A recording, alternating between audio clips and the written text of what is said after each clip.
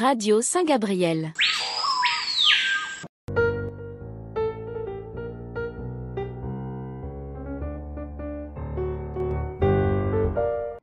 Bonjour chers auditeurs, bienvenue sur Radio Saint-Gabriel, la radio catholique de Guyane depuis 25 ans, en live sur le 94.4 à Cayenne, le 90.3 à Kourou jusqu'à Sinnamary, 95.7 à Saint-Laurent-du-Maroni et également sur YouTube, Facebook et la web radio radiosaintgabriel@guyane.net.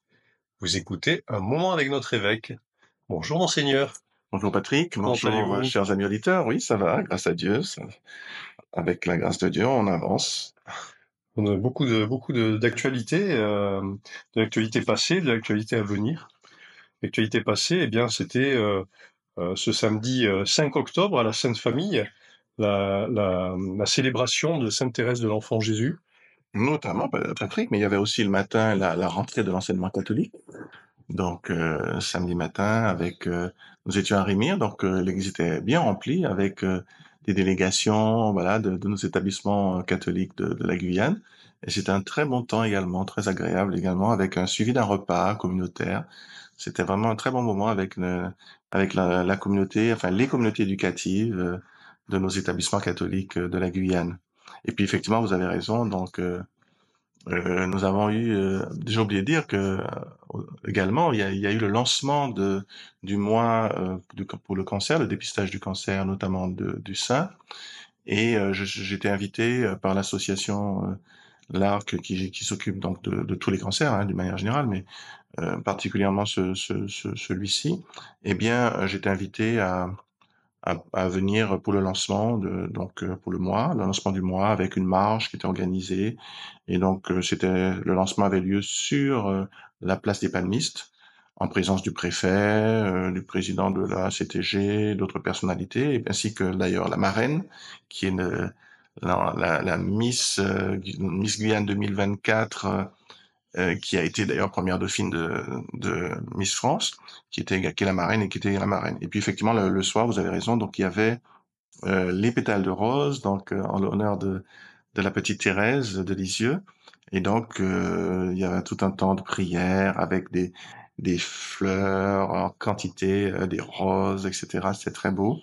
Et puis, le rosaire ça vient de rose. La messe que j'ai présidée, un temps de prière que j'ai également présidé pour les malades. On a passé un très bon moment, je trouve, et puis ça continue encore après. Moi, je suis allé me reposer parce que le lendemain, j'avais encore des activités, mais voilà, ça continuait encore après. Donc, c'était un bon moment. Une belle soirée organisée par la communauté du Feu de la Source. Exactement, c'est chaque année le Feu de la Source anime. J'en ai profité d'ailleurs pour les envoyer en mission, puisqu'ils vont aller se déplacer sur tout le territoire pour évangéliser, annoncer Jésus et ramener les fidèles à la maison, c'est-à-dire dans l'église que Jésus a fondée, son église catholique. Une belle mission d'évangélisation. Et le lendemain, a eu lieu la messe de rentrée pastorale. Le lendemain, effectivement, on a eu c'était sur Cayenne, sur la cathédrale, donc et sur différentes paroisses, notamment la paroisse de la Sainte Famille où je me trouvais avec le père Ludovic, et donc effectivement, c'était l'envoi en mission des acteurs paroissiaux. Donc le père a envoyé en mission, moi j'ai envoyé le père et lui envoie, il envoie ses collaborateurs en mission. Donc c'était un bon moment, j'étais là avec eux, donc pour solenniser un peu ce moment. Donc c'était vraiment très très sympathique également. Bien, et là ont lieu les vêpres charismatiques. Voilà, l'après-midi, donc en midi, j'étais chez un cousin, donc je fais un petit clin d'œil à mon cousin et à ma cousine Muriel s'ils m'entendent, donc les époux et leurs enfants, les frères et sœurs de mes cousins. Et donc c'était un très très moment familial avec les religieuses qui travaillent à l'évêché. Et puis le soir, effectivement, à 17h, nous avions les vêpres charismatiques. Ça veut dire que c'est les vêpres, mais après le capitule, donc après la petite lecture de la parole de Dieu qui est prévue, eh bien, il y a un petit temps de prière et voilà, le Seigneur se manifeste, il entend nos prières et il répond. Et on a la joie de voir des personnes qui se déclarent, voilà, guéries. C'est vraiment très, très agréable, très, très, très beau. et on bénit le Seigneur pour les grâces qu'il nous fait parce que, voilà, on voit que nos prières, eh bien, c'est pas quelque chose d'inutile, c'est pas quelque chose qui sert à rien, ce n'est pas non plus on va dire, une perte de temps, des illusions que nous nous faisons. Non, Dieu est vivant, Jésus est ressuscité, Jésus agit comme il le faisait lorsqu'il était présent en Galilée, présent en Judée ou en Samarie. C'est le même Jésus et il continue à faire ce qu'il faisait quand on le prie. Les gens le priaient, il agissait, il répondait à leurs prières. Eh bien, il continue aujourd'hui avec nous parce que son amour n'a pas varié, hein, il est toujours le même et donc c'est une joie vraiment de ces vêpres charismatiques. Ça dure 1 heure, un petit peu moins d'1 heure puisque on commence à 17 heures et on termine un petit peu avant 18 heures puisqu'il y a la messe à 18 heures à la cathédrale le dimanche soir. Donc voilà, c'est un moment auquel voilà, j'invite les auditeurs à venir parce que c'est tous les dimanches en principe et quand je suis pas là, je me ferai remplacer par le père Alain Icaré qui est très connu aussi pour prier pour ses charismes et donc voilà, donc j'espère que ce sera un rendez-vous qui sera bien suivi tout au long de l'année. Voilà. Merci, Monseigneur. L'actualité est aussi à venir, avec le dimanche 13 octobre à 10 heures, la messe de rentrée des bénévoles et amis de l'Ordre de Malte à Saint-Paul. Voilà, donc c'est le 19. Entre-temps, j'aurais prêché une retraite hein, pour les membres du foyer de charité de Trinité. Et effectivement, donc vous avez raison, donc la messe de rentrée pour l'Ordre de Malte. Donc l'Ordre de Malte, c'est donc une association de fidèles catholiques qui sont très très au combat. Ils font des maraudes, ils vont auprès des pauvres, auprès des personnes en difficulté.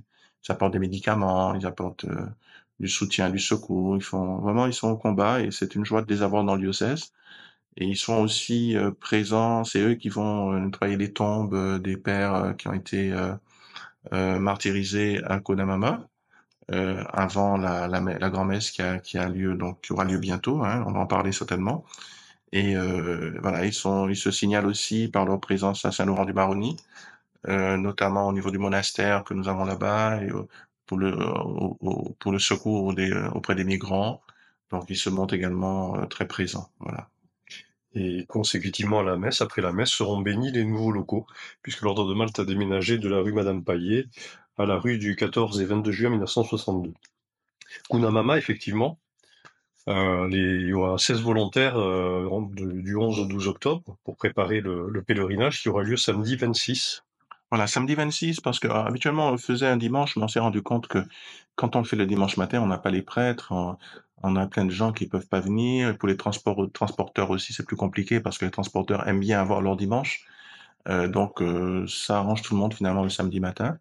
Donc voilà, donc on a décidé cette année de revenir parce que ça se faisait autrefois déjà, me semble-t-il, un samedi. Et puis on avait pris une autre tradition après du dimanche, mais je crois que c'est bien de revenir au samedi pour permettre à la présence du plus grand nombre et notamment que le clergé puisse participer, puisque c'est quand même des prêtres qui ont été martyrisés à Kunamama. Donc la moindre des choses, c'est que les prêtres puissent venir se recueillir sur la tombe de leurs confrères qui ont manifesté une très grande fidélité envers leurs engagements vis-à-vis de Dieu, vis-à-vis de l'Église.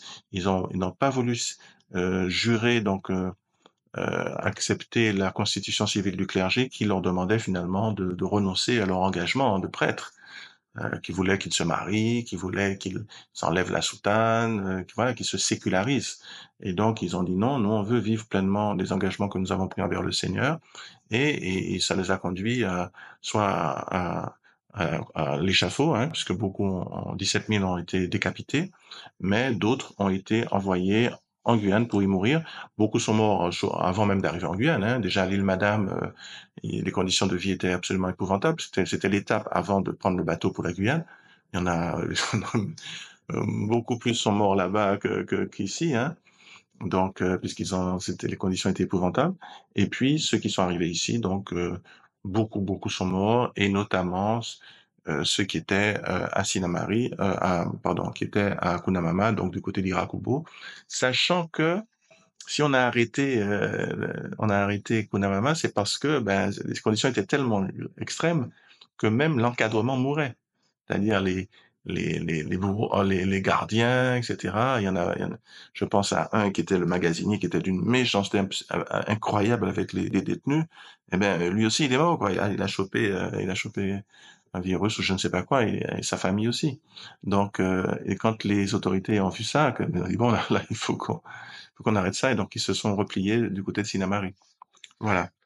D'accord, très bien, monseigneur. Également, on va revenir un peu plus tôt sur le 13 octobre, sur les célébrations du 13, il y aura le Cirio de Nazareth.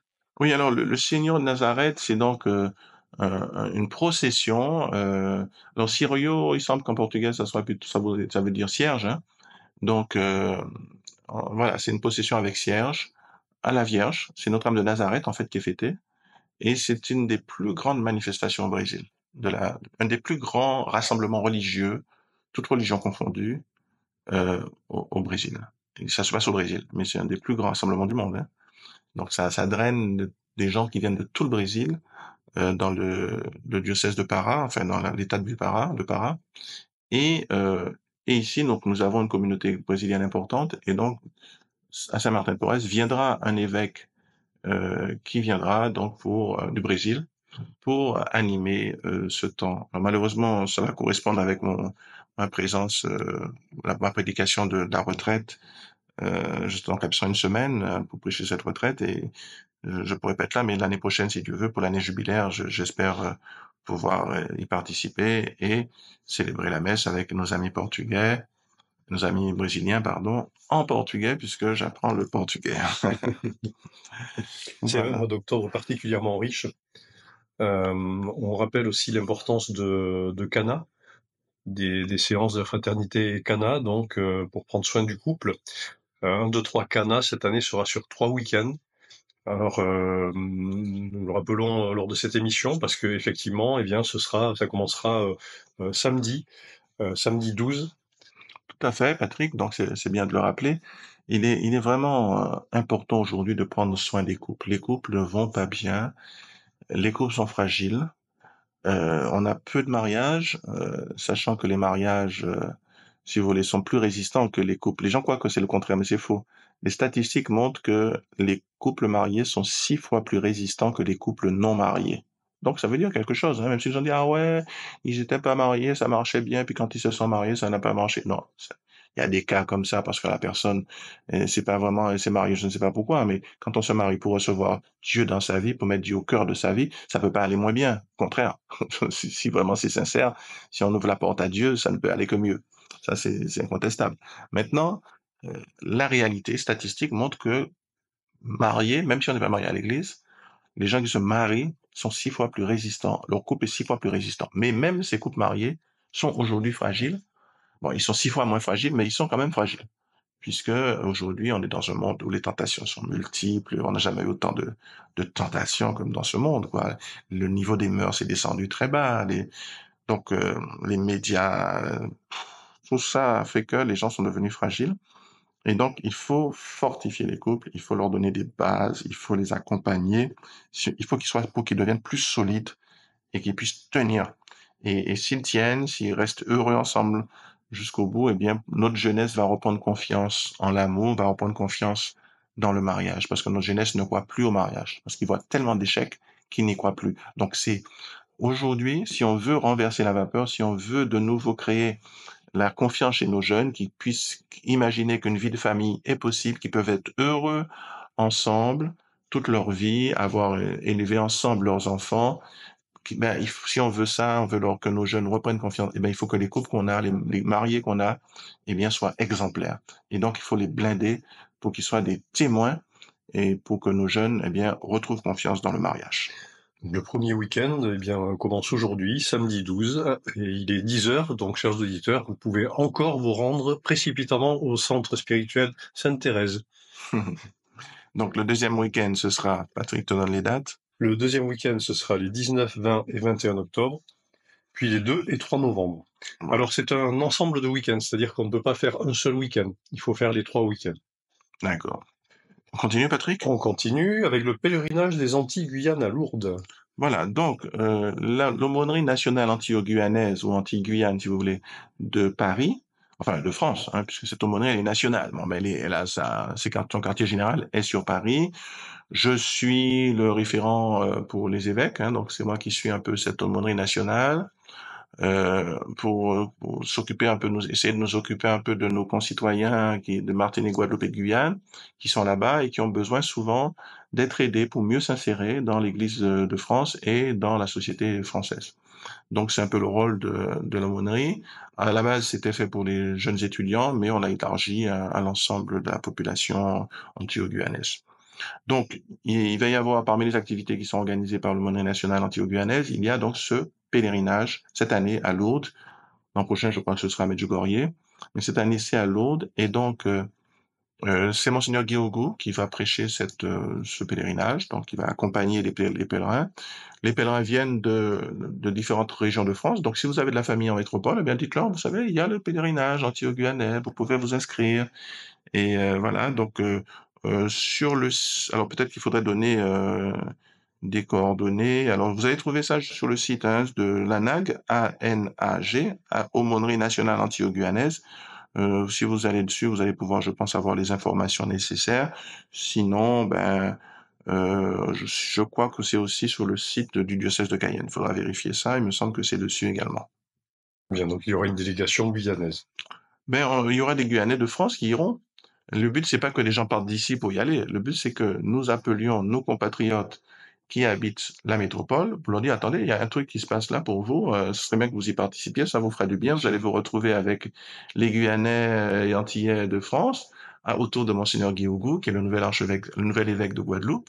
Donc, je pense que ça peut intéresser, hein, mais les gens savent pas. Donc, c'est à nous de les informer, puisque là-bas en métropole, bon, c'est compliqué de faire passer une information comme celle-là à tous les Antillais. Ils sont dispersés sur tout le territoire. Donc, si, par contre, si nous ici, on a l'info et qu'on la leur communique, eh ben, ça peut les aider justement à se brancher sur ce pèlerinage. Un événement majeur aussi, l'Assemblée plénière des évêques de France.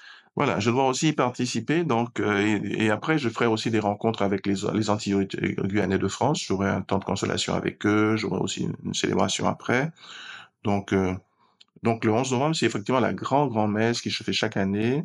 Alors c'est à tour de rôle un évêque de la province qui préside. Donc il y a 2 ans c'était moi, donc j'ai présidé cette célébration. L'année d'après, ça a été Monseigneur Guiogou, donc l'an dernier, et cette année, ça va être Monseigneur Macaire. Et donc, l'année du jubilé, ça devrait être moi, normalement, qui devrait présider. Voilà. Donc, cette année, c'est Monseigneur Macaire qui va présider le 11 novembre. Et on a invité, bien sûr, d'autres évêques de la région, l'évêque de Paris qui était présent l'an dernier, Monseigneur Ulrich. Et puis voilà, donc on aura ce temps fort. Le soir, on aura une rencontre à la mairie du 6e arrondissement. Ils tiennent à nous inviter. Donc, ils nous invitent et donc on aura avec des personnalités qui seront présentes, donc sénateurs, députés, qui seront présents, ben, seront invités pour cette rencontre à la mairie du 6e pour voilà discuter un petit peu de l'aumônerie, de la place de l'aumônerie sur le territoire français. Et le dernier point d'actualité que nous évoquerons, c'est la première rencontre des jeunes post-confirmés le 9 novembre à 13 heures à l'espace Morvan. Voilà, donc l'espace Morvan, c'est-à-dire à Cayenne, dans le cadre de le bâtiment de l'enseignement catholique. Donc il y a un espace qui est dédié à Monseigneur François Morvan, qui a été évêque pendant 25 ans à peu près ici en Guyane, et qui a laissé un très très bon souvenir, qui a été aussi le premier directeur diocésain, parce que c'est lui qui s'est occupé de l'enseignement catholique, le premier vraiment à s'en occuper, de toute façon, c'était le début. Donc c'est pour ça on a donné cet espace, on a donné ce nom à cet espace, son nom à cet espace, parce c'est un homme qui a vraiment compté, qui a apporté vraiment beaucoup à notre diocèse et que j'ai eu l'occasion de rencontrer aussi à plusieurs reprises quand je venais ici invité par les groupes de prière et je venais le saluer, obtenir évidemment son agrément pour intervenir dans son diocèse. Voilà. Donc, Monsieur Morvan, donc cet espace donc à Cayenne qui se trouve 25 rue l'Alouette, je crois, c'est ça, Oui, Patrick? c'est ça, de mémoire, ouais. Donc, juste à côté du presbytère de la cathédrale, en fait. Hein. Et donc, la post-conf, c'est donc des jeunes qui sont confirmés, mais qui volontairement ont compris qu'ils sont dans un monde difficile et qu'il ne faut pas se contenter de ce qu'ils ont eu au KT. Et puis la petite année de cheminement qu'ils ont fait pour ceux qui l'ont faite, c'est pas suffisant pour être armé pour affronter le monde d'aujourd'hui. Ce monde d'aujourd'hui avec toutes ses incertitudes, avec tous ses dangers, avec toutes ses tentations, avec tous ses pièges, avec toutes ses idéologies. Donc si on n'est pas armé, si on connaît pas suffisamment le projet de Dieu sur l'homme et sur la femme, si on n'a pas la vision chrétienne sur les éléments, les problèmes qui se posent aujourd'hui, on risque d'être happé assez facilement, soit par les médias officiels ou officieux, les réseaux sociaux et compagnie, plongé dans des idéologies mortifères, ou tomber dans les bras de gourous qui sont très efficaces pour exploiter ce monde justement changeant, ce monde plein d'interrogations, d'incertitudes. Et ces gourous arrivent et peuvent prendre beaucoup de gens, évidemment, pour les exploiter financièrement ou autrement, mais les exploiter d'une manière ou d'une autre. Et donc nos jeunes peuvent très bien, et on a des exemples, il n'y a pas longtemps encore, on m'a parlé d'une jeune fille qui a été piégée par un gourou. Euh, donc c'est très courant. Donc formons nos jeunes, donnons-leur les armes pour que demain ils puissent affronter les difficultés qui seront les leurs, ne pas se faire piéger, ne pas se faire dévorer par des loups ravisseurs qui rôdent, qui cherchent des proies à dévorer. Donc c'est notre devoir de chrétiens adultes de vraiment blinder nos jeunes, de donner à nos jeunes les armes nécessaires, les forces nécessaires, les boucliers, les armes qu'il faut pour pouvoir réussir leur vie dans ce monde et non pas se faire absorber encore une fois, se faire démonter par tous les prédateurs qui existent et qui circulent dans notre monde. Chers auditeurs, vous pourrez retrouver les informations relatives à la post-confirmation sur Instagram et sur Facebook. Voilà, je veux quand même dire aux jeunes qui m'écoutent, écoutez les jeunes, même si vous n'êtes pas dans un groupe déjà constitué dans votre paroisse, venez à cette rencontre si ça vous intéresse. Ça commence à 9 heures. C'est bien ça, Patrick? Ça commence un petit peu plus tard, ça commencera à 13h. D'accord. Donc ça commence à 13h, 17h. 13 heures, 17 heures. Donc c'est une prise de contact en fait, hein. Absolument. Donc on amène le repas. C'est comment ça se passe là? Non, un goûter est prévu. Un goûter est prévu. D'accord. Donc, voilà, 13h, 17h, j'espère que ça va vous rejoindre pour les horaires, parce que c'est un peu compliqué, je trouve. J'espère qu'ils pourront se libérer. Donc, je vous invite les jeunes à venir à cette première rencontre pour, voilà, voir comment ça se passe. Donc, on redit les dates. Alors, c'est le 9 novembre, à 13h, à l'espace Morvan. Voilà. Donc, malheureusement, pour la première rencontre, je pourrais pas être là. J'espère être là pour la seconde, puisque c'est des rencontres mensuelles, parce que je serai à Paris, justement. Je serai à Lourdes, plus exactement, en pleine assemblée plénière avec les évêques de France. Voilà. Mais je vous souhaite vraiment une très très belle journée avec Patrick et son épouse, et puis les autres animateurs du cheminement qui seront présents. Les autres animateurs, pardon, de la post-confirmation qui seront présents. Merci Monseigneur pour l'actualité du diocèse, qui est également votre actualité. Et je vous amène sur le terrain de l'actualité guyanaise maintenant. Donc sur deux thématiques, la violence et l'environnement. Alors la violence qui atteint des sommets avec l'assassinat de ce jeune de 19 ans tué par balle mardi soir. Oui, pour lequel j'ai dit la messe ce matin, je suis pas le seul, à la cathédrale aussi, la messe a été dite pour ce jeune garçon, Jean-Claude. Et c'est vraiment, moi quand je pense à ça, quand je vois tous ces jeunes qui partent, tant en Guyane d'ailleurs qu'en métropole, on a aussi eu des jeunes de 14, 15 ans qui font des choses incroyables. Il y en a un qui a été tué, il y avait 15 ans, un autre qui a tué à 14 ans. Donc on est dans un monde de grande violence. Saint-Laurent-du-Maroni, la mairesse et une partie de son conseil municipal font un sitting devant la sous-préfecture pour protester justement contre l'insécurité qui règne dans la ville, dans la commune, puisqu'il y a une commune qui est très exposée, puisque c'est le fleuve qui sépare la commune du Suriname.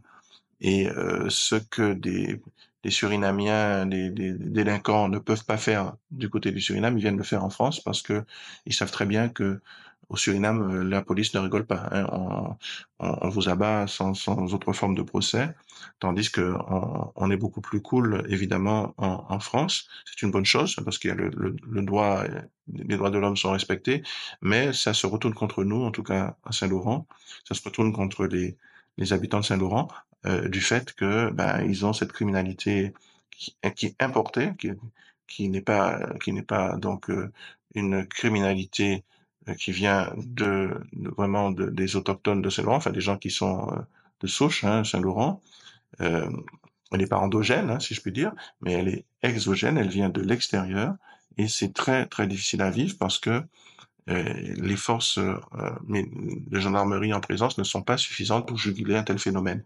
Et donc, on a un vrai problème. Alors, il ne se réglera pas seulement par on va dire la gendarmerie, hein, c'est clair, hein, mais en tout cas, surtout sur, bon, quand c'est endogène, hein, puisque bon, je l'ai dit, là, il y a une importation, c'est difficile à contrôler cette importation de délinquance.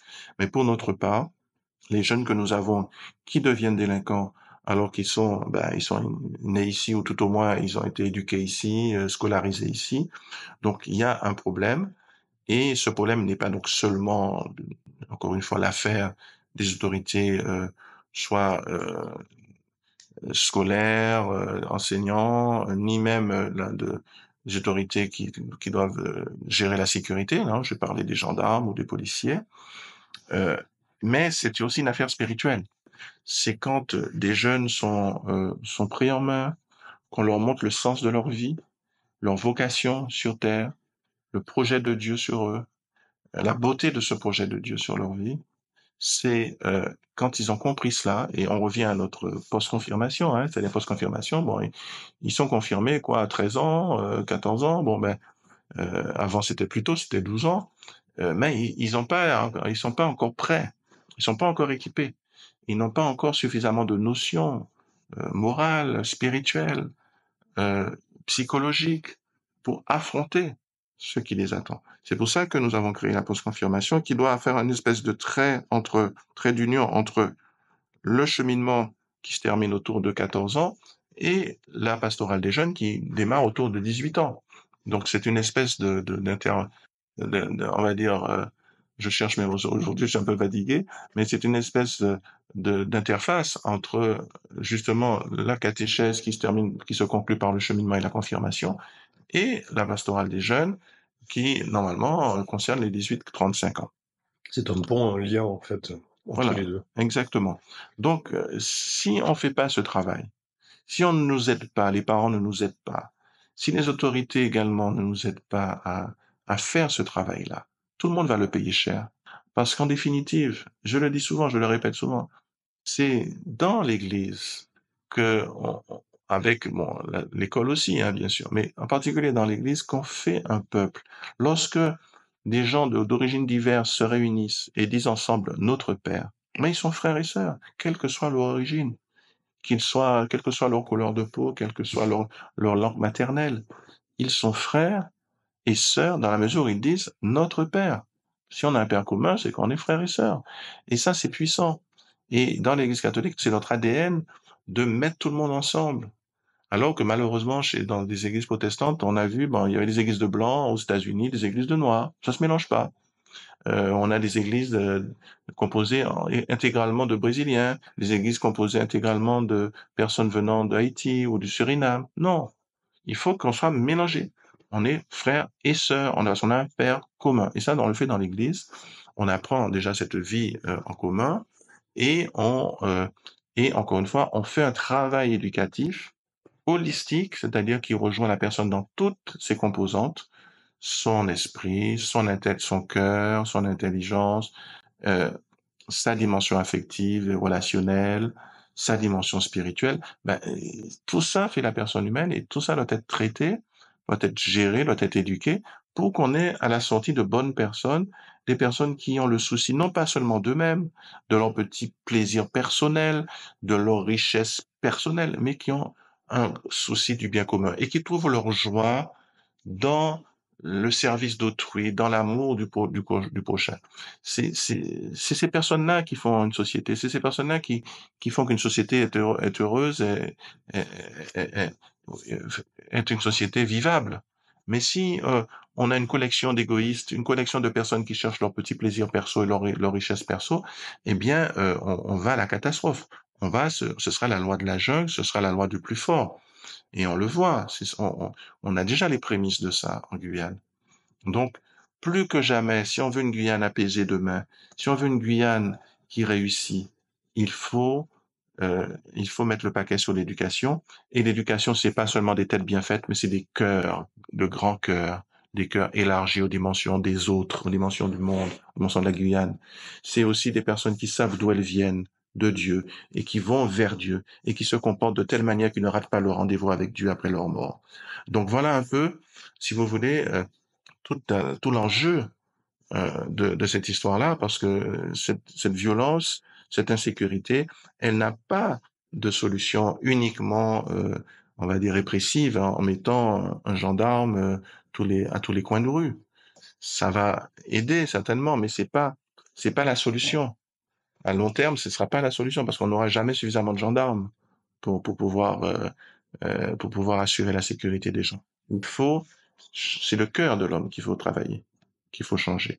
Et ça, ce n'est pas un travail politique, ce n'est pas un travail judiciaire, ce n'est pas un travail répressif on va dire de gendarmerie ou de police. C'est un travail spirituel, un travail éducatif, je dirais, global, éducatif au sens où on éduque toute la personne et pas seulement une partie de la personne, pas seulement le cerveau, par exemple, de la personne, mais toute la personne avec son cœur, avec son âme. Il faut donc enseigner ces jeunes, hein, leur apprendre, voilà, ce qui est bien et ce qui ne l'est pas. Absolument. Très bien, monseigneur. On évoque un peu l'environnement avec le transport en commun en site propre.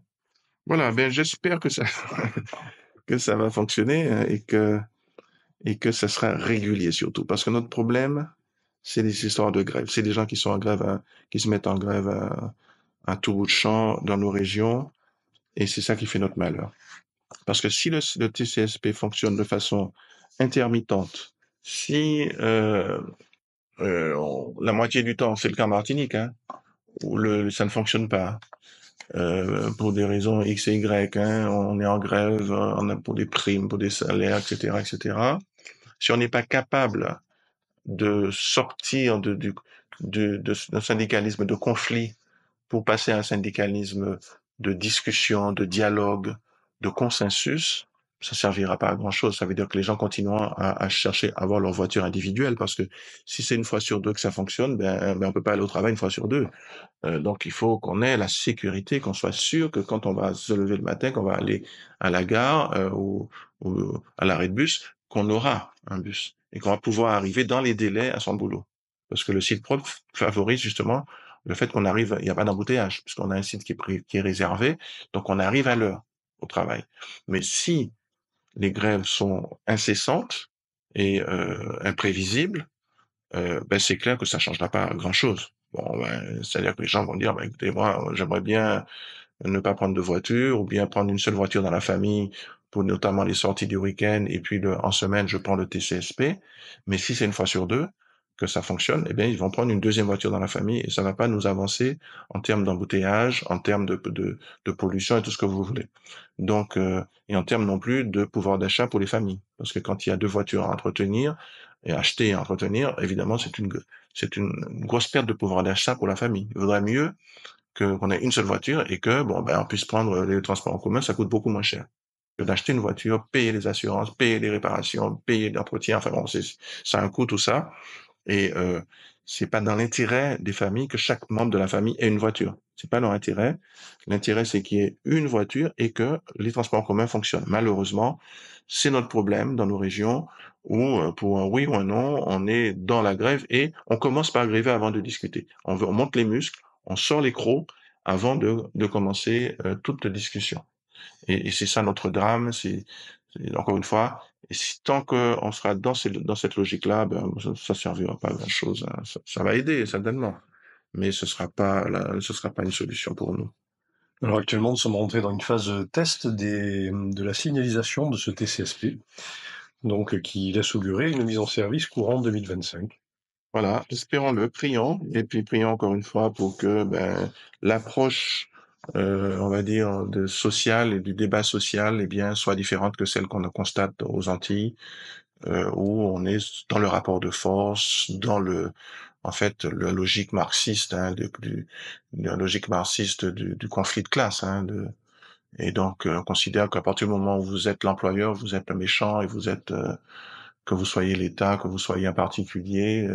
Et donc, il faut vous combattre, il faut établir un rapport de force. C'est comme ça que ça marche. C'est comme ça que c'est pensé. Alors que dans d'autres régions, comme en Allemagne, eh bien, on s'assied, on dit, bon, voilà comment on fait, voilà ce qu'on a comme possibilité, voilà les comptes de l'entreprise, voilà ce qu'on voudrait faire pour la recherche, pour le développement de l'entreprise, voilà ce qu'on dispose. Donc, si on va faire des augmentations, ça peut pas dépasser ce sera dans telle limite. On négocie et on discute et on se met d'accord. Et il n'y a pas un jour de grève. Les syndicats font leur travail. Ils sont pas là pour perturber, pour mettre, parce que, en fait, qui c'est qui est pénalisé? Ben, c'est le consommateur, hein. C'est le consommateur final qui est pénalisé. C'est lui qui n'a pas de transport, qui rate sa journée de travail, ou qui est obligé de prendre un taxi, de dépenser beaucoup d'argent pour prendre un taxi parce que le transport en commun ne fonctionne pas. Donc finalement, cette logique n'est pas du tout dans l'intérêt des petits. Et celui qui a déjà son emploi, bon ben il a son emploi, il se bat, il crève pour avoir des augmentations. Mais le petit là qui a un petit job et qui a besoin du TCSP, qui a pas les moyens d'avoir sa voiture, ou du moins que l'achat d'une voiture en mettrait en difficulté, ben il est pénalisé. Voilà. Effectivement. Vous avez évoqué les Antilles et plus particulièrement la Martinique. Après les événements, les manifestations, les violences en Nouvelle-Calédonie, c'est au tour de la Martinique de se mobiliser contre la vie chère.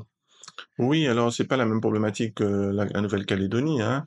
Et puis là, on peut comprendre, hein, que les gens puissent faire une grève pour la vie chère, hein, puisque effectivement la vie est très chère là-bas, comme elle est encore plus chère en Guyane d'ailleurs. Mais encore une fois, il y a des gens qui en profitent. Dès que maintenant vous avez un mouvement social, c'est le cas en France, hein, vous avez les Black Blocs qui débarquent, qui viennent de Belgique, qui viennent de partout, qui disent voilà, chouette, on va pouvoir faire du carnage, on va pouvoir enfin, je vais du carnage, faire bordéliser le truc, quoi. On va pouvoir faire de la casse, brûler des voitures, casser des vitrines, etc. Donc il y en a qui viennent pour ça. Et donc c'est un peu la même situation en Martinique. Vous avez d'un côté les gens qui grèvent à cause de la vie chère, et puis des casseurs. Donc, c'est cette logique aujourd'hui qui prédomine. Alors, sur le fond, euh, là, là encore, moi, j'aurais préféré des négociations qui soient apaisées et non pas le rapport de force, parce qu'il est préjudiciable encore toujours aux plus petits, hein. Vous savez que les gros, bon ben vous grévez, bon ben il met au chômage technique ses employés. Et puis quand l'activité reprend, ben on revend tous les stocks sont vendus, les gens se ruent sur les supermarchés pour acheter ce qu'ils n'ont pas pu acheter pendant le temps de la grève. Et puis voilà, enfin ils sont pas perdants, hein, à mon avis, hein. Et puis ils seront jamais perdants, parce qu'ils sont gros et ils ont les moyens d'amortir le choc, ils ont de la réserve financière, ils ont de la trésorerie, tandis que les petits, quand on bloque le pays comme ça et que l'économie ne fonctionne plus, ils sont souvent à flux tendu. Ils arrivent juste à équilibrer leur budget. Ben là, avec une perte sèche de recettes, ils vont s'écouler, ils vont mettre la clé sous la porte. Donc comme ça a été le cas en 2009, on a perdu 6 points de PIB, beaucoup d'entreprises enfermées, beaucoup d'emplois de personnes qui devaient être embauchées ne l'ont pas été. Donc en fin de compte, qui profite de ça? Ben, les gros, parce que après, ben, toutes les entreprises qui ont coulé, leur part de marché, revient au plus gros. Donc, en fait, les gros se rattrapent assez vite du manque à gagner parce qu'ils ont le moyen d'attendre, ils ont le moyen de patienter et ils vont se rattraper. Tandis que les petits seront morts. Donc, c'est pas forcément la bonne stratégie de bloquer un pays. Bon, je crois que cette année, ils avaient essayé de bloquer que des supermarchés, etc. Mais euh, non, j'ai pas tous les détails, hein, mais le sentiment, c'est que vous savez, quand vous faites ça, c'est toute la chaîne en fait même si vous bloquez que certains gros mais vous bloquez les distributeurs, vous bloquez les centrales d'achat. C'est tout qui s'arrête en fait. Et donc parce que tout se tient dans l'économie.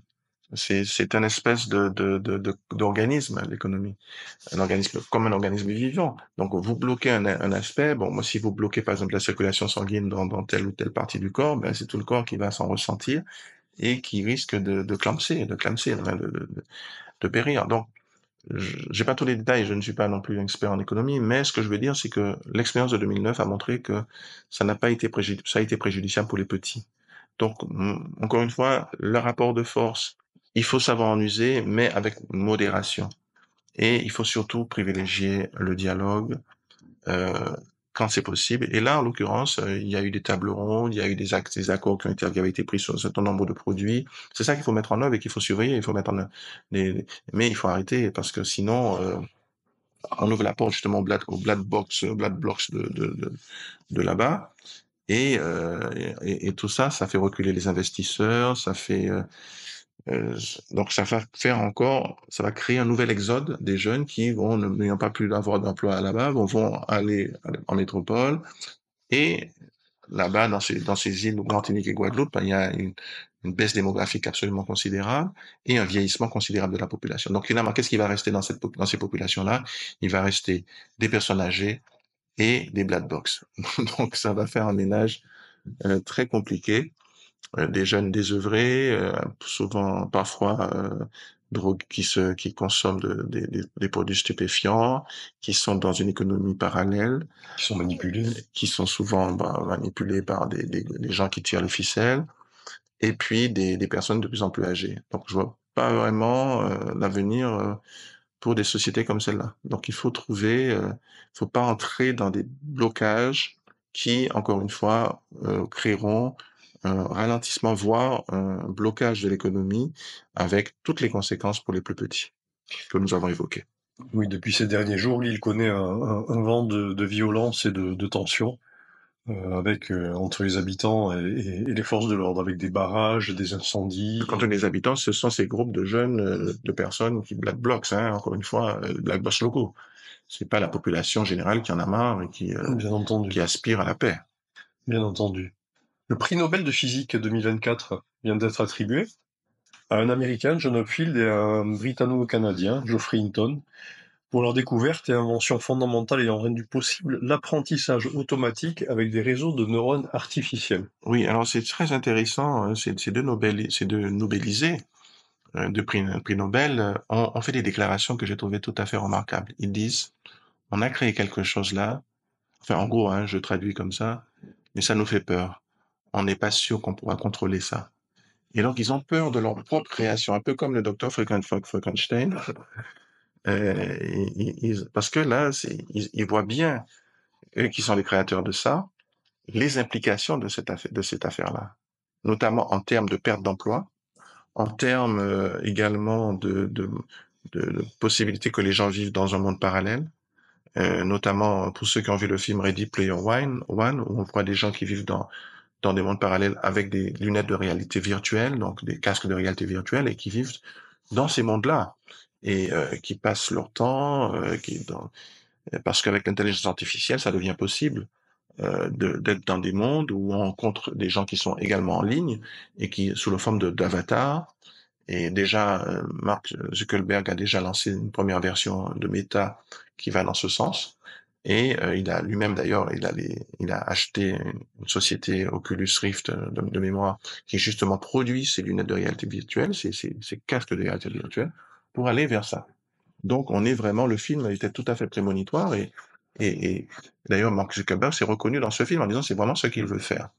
Donc voilà, il n'y a pas d'ambiguïté sur le sujet. Donc en fait, je recommande cela à nos auditeurs de voir ce film parce que ça décrit un peu ce qui risque de nous arriver. Et parce que l'intelligence artificielle fait mieux le travail dans des métiers techniques, des métiers où les choses sont répétitives, elle fait beaucoup mieux que les humains. Et on a parlé tout à l'heure de syndicats, l'intelligence artificielle ne se syndicalise pas. Donc, n'appartient pas à des syndicats, elle greffe pas, elle travaille 24 heures sur 24 et comme elle ne fatigue pas, elle fait pas d'erreur ou pratiquement pas. Donc, et les êtres humains qui sont dans des métiers répétitifs, des métiers techniques, sont battus à plat de couture. Il n'y a pas photo. Donc, pour les grandes entreprises, elles préféreront payer des impôts beaucoup plus importants, de sorte que l'État puisse verser aux populations des salaires minimums sans travailler. Ça leur coûtera moins cher de payer ces impôts-là pour que les gens reçoivent un salaire minimum en restant à la maison que de les payer à travailler. Vous vous rendez compte? Donc, c'est ça qui fait peur. Ça qui fait peur à ces auteurs, à ces créateurs de l'intelligence artificielle.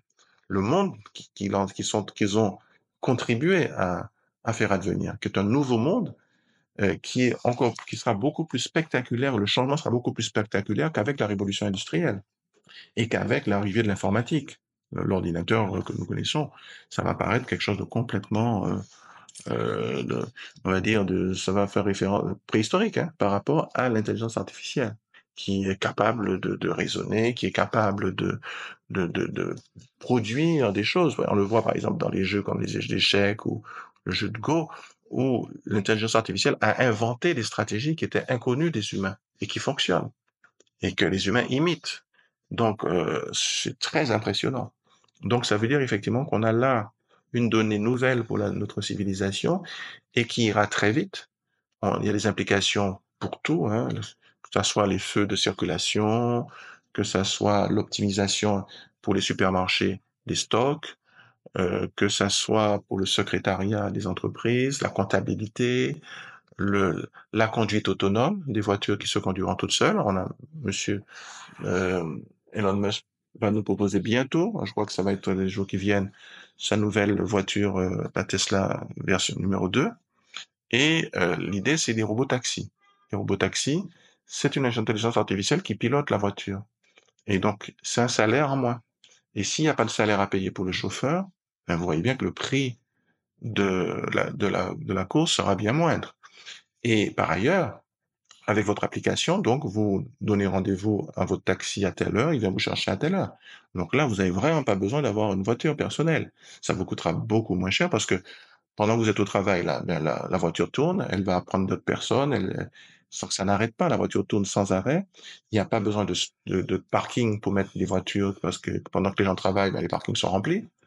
Au bord des routes, ça encombre, ça sert à rien, les voitures qui s'abîment au soleil. Donc, ce sera des économies substantielles pour tout le monde, pour l'environnement aussi, hein, n'est-ce pas? Et donc là, on a une nouvelle donne encore qui risque de mettre à bas beaucoup d'emplois, tous les emplois de chauffeurs, que ce soit de taxis collectifs, de taxis individuels, de poids lourds, tout ça va être mis en danger par l'intelligence artificielle et bien d'autres métiers. Par exemple, même la médecine sera impactée parce que l'IA est capable d'interpréter des radios beaucoup mieux que les meilleurs médecins en termes pour les questions de cancer notamment.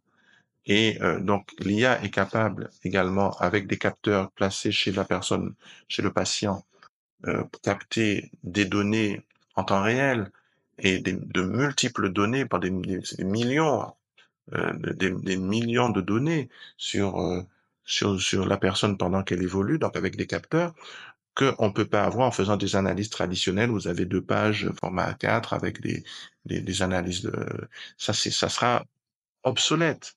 L'IA fera donc des diagnostics qui seront beaucoup plus précis, beaucoup plus fins que les meilleurs des médecins. L'IA peut emmagasiner tous les travaux de recherche, tous les protocoles de médecine qui ont été donnés dans le monde entier. Il faudrait des milliers d'années pour les lire, des dizaines de milliers d'années pour une seule personne. Donc, tout à fait impossible, hein, puisque notre durée de vie ne dépasse rarement le siècle, hein, 100 ans. Donc, même les médecins seront en difficulté par rapport à l'intelligence artificielle.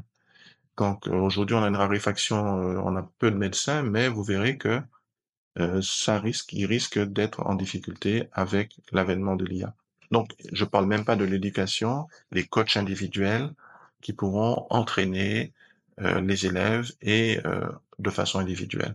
Donc là, on a vraiment des choses totalement nouvelles, totalement, on va dire, inouïes et imprévisibles, hein, parce qu'il y a plein de choses dont on ne perçoit pas encore la portée, hein, on ne sait pas encore jusqu'où ça va nous mener. Ces auteurs qui ont créé ça ne le savent pas et ils sont inquiets. Donc, sans avoir peur, Je crois que vraiment il faut prier, puis s'en remettre à Dieu, et puis aussi rester vigilant. Et puis voilà, nous chrétiens, comment on s'empare de ça, comment on essaie d'y mettre de la morale. Voilà, ça sera aussi une des questions, parce que pour ma part, je souhaiterais lancer dans l'enseignement supérieur catholique une licence métier du numérique, pour justement que nous habitions ces espaces-là et que nous ne laissions pas aux païens et aux non-croyants, pour que voilà, pour qu'on puisse humaniser tout ça et que ça soit au service de l'homme et non pas au service de personnes malveillantes ou qui cherchent simplement à s'enrichir au détriment des autres.